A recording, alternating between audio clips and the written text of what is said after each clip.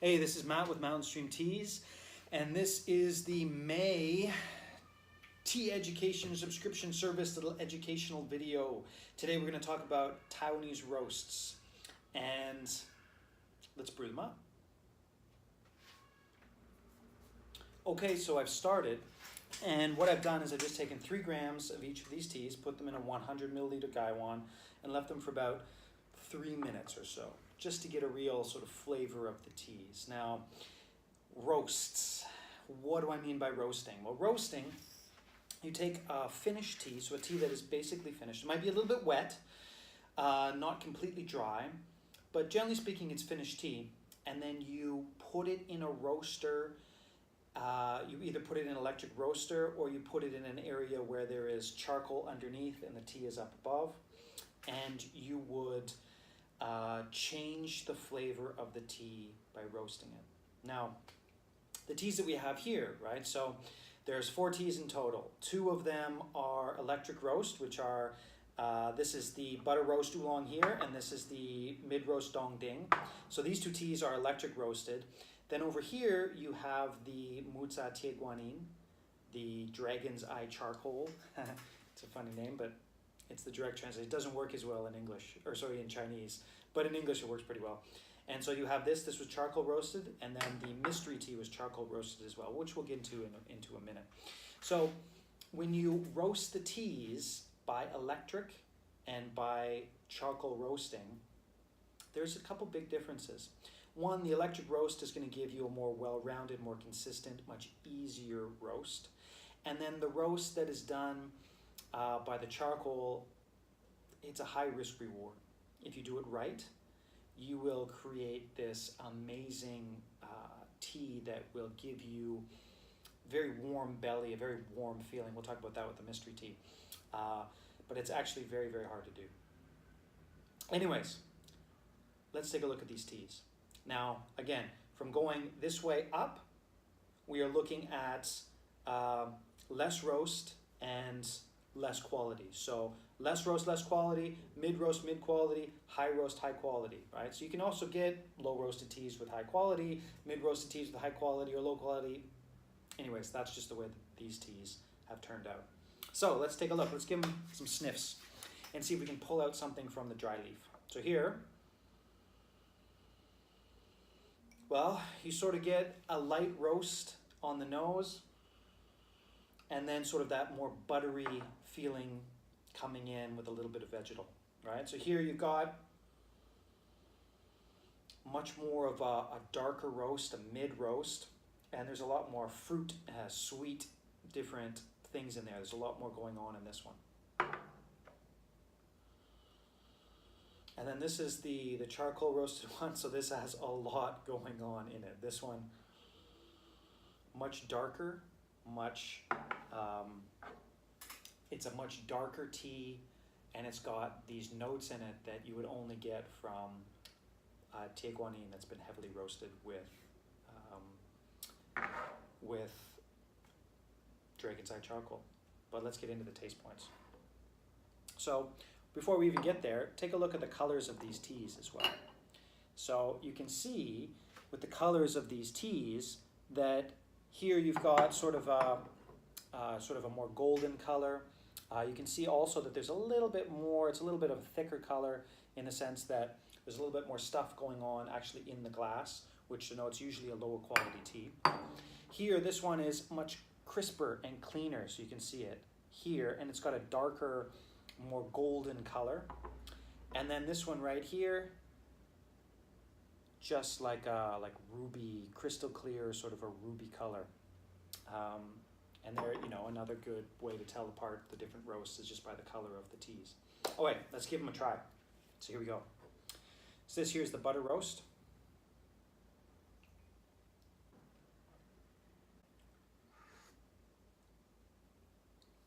Yeah, so this one's got a little bit of the toastiness out front, and then you've got, a really heavy floral buttery mouthfeel through the mid-mouth. Like it's really strong, it's a really strong buttery mouthfeel. Now, that's why this is roasted lightly, because If it's too green, it's going to be a little bit too sour. Now, this area, this growing area, doesn't have the best tea. It just doesn't.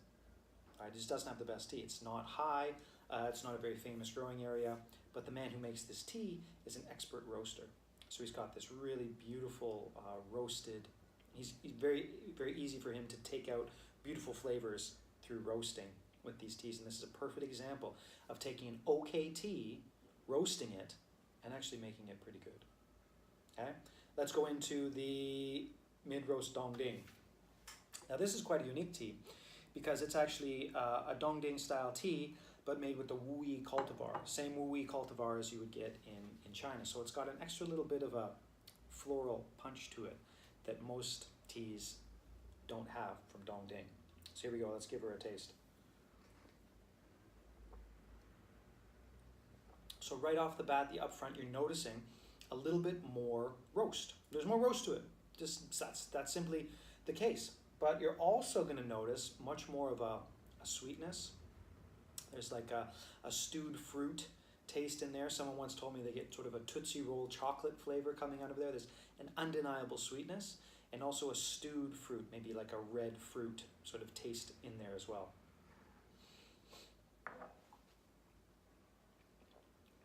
And this tea, again, expertly roasted, and it just brings out this strong, sweet stewed fruit. I'm gonna say it again, but it's so interesting, the different layers of flavors, right? The upfront, you've got a little bit of toastiness. You can tell it's toasted. You can tell it's roasted. Then it quickly turns into this. I find it like a red fruit, like stewed cherry sweetness mixed in with a little bit of chocolate, and again that Tootsie Rolls style of sort of sweetness in there. But you can definitely see how even more of a roast on this tea caramelizes a little bit of some of those sugars in there and gives you a much sweeter flavor than you would get normally if this was just a green tea. And I forgot to mention, actually, lighter oxidized, mid-oxidized, most oxidized as well. This is about probably about a 25-30% oxidization. This is a 50% oxidization. This would be probably a 60 to 70% oxidization. It might be a touch more, but it's hard to tell with the charcoal roasted teas. Anyways, here we go. So let's go to this charcoal roasted tea. You can see this beautiful red color in here.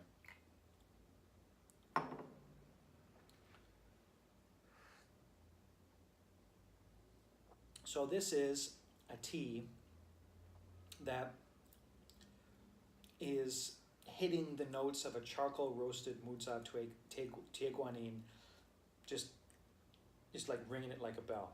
But it may not be for everyone. You got smoke in there, right? So the upfront is roasty, toasty, smoky. Right? A touch of smoke. Now some of the Muza Teaguanins are just like drinking an ashtray. This is not like that. The smoke is very, very, very subtle. Then the mid-mouth, you get the sort of that Teaguanin sort of sourness with a lot of depth. And then there's very much a dark, bitter, black chocolate note in that as well, which is really, if you like that type of thing, it's really, really nice. But it is a tea that is, how to describe it?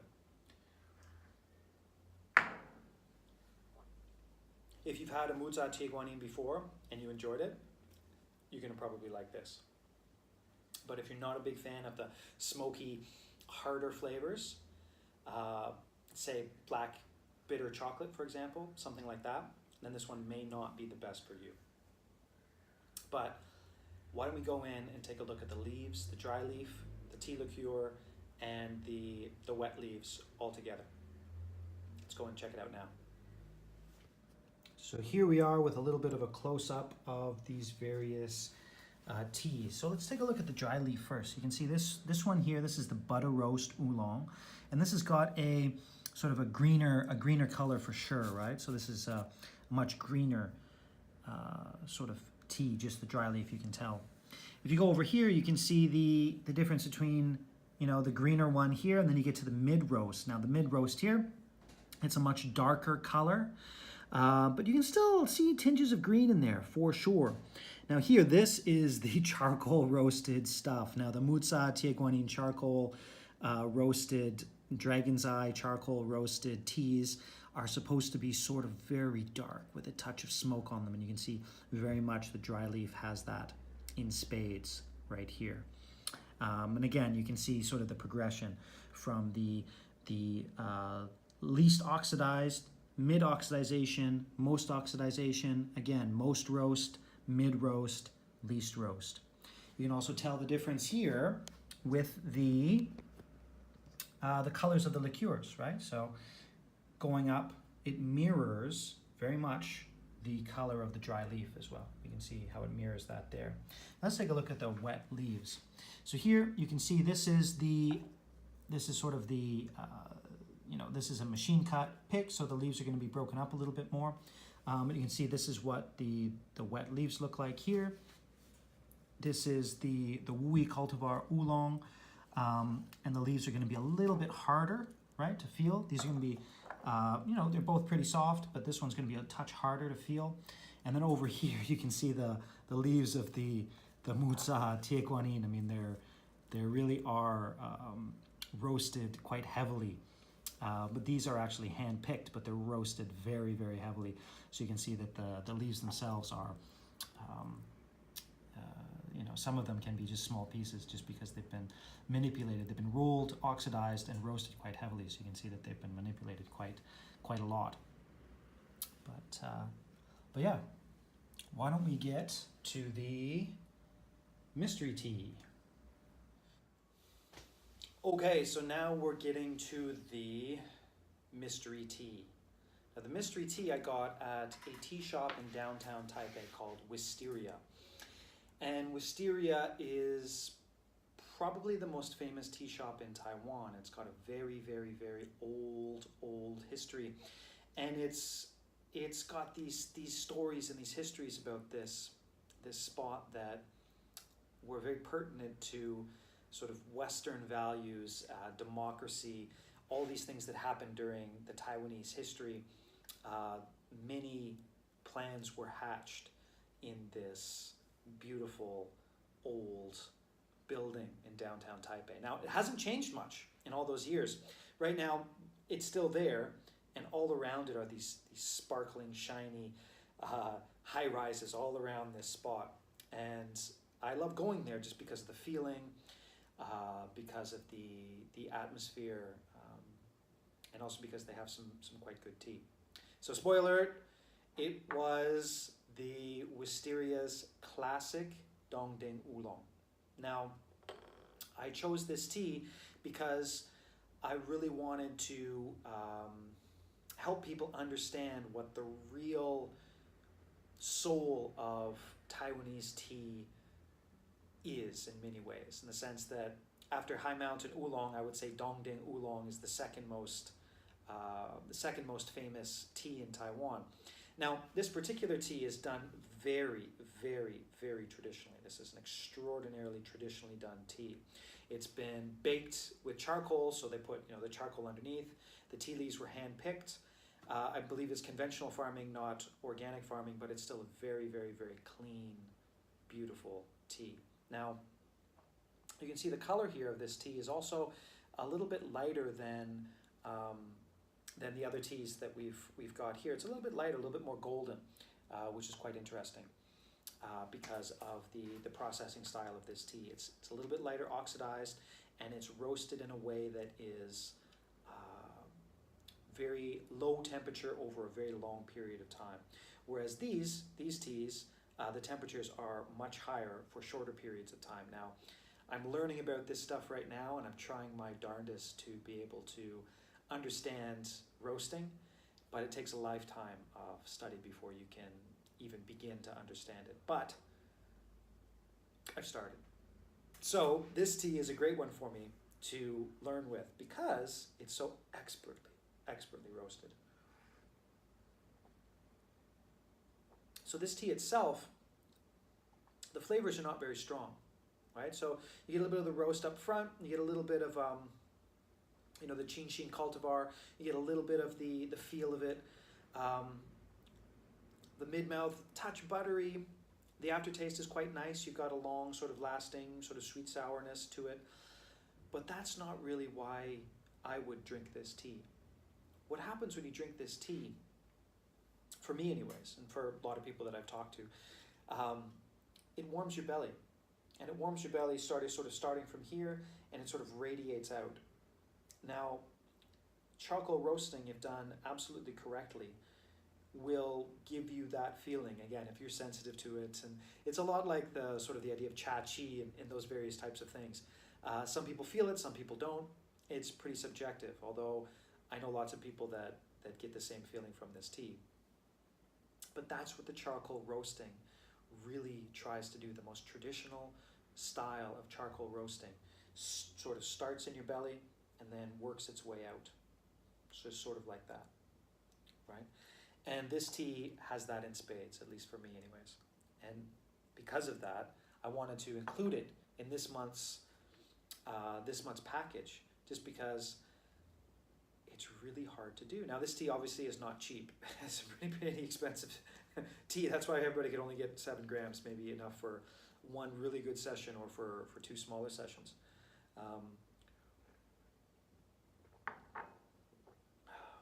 But again, it's super high quality, super delicate tea that really does,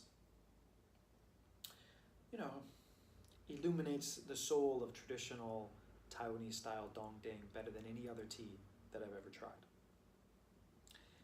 But I think that's about it for now. So again, to recap, roasting, you've got electric roasting and you've got charcoal roasting. Now the best charcoal roasts actually shouldn't have very much smoke in it. But with this one here, the Muza Tieguanin, that's kind of the taste they want. So they put in a little bit of smoke in it as well.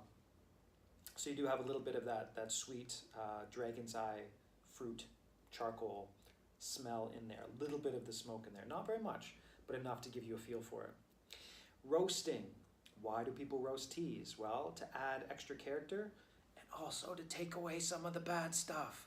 So this one here, you can see they put a nice light roast on this lower quality tea to take away some of the sour notes that were in this tea to begin with.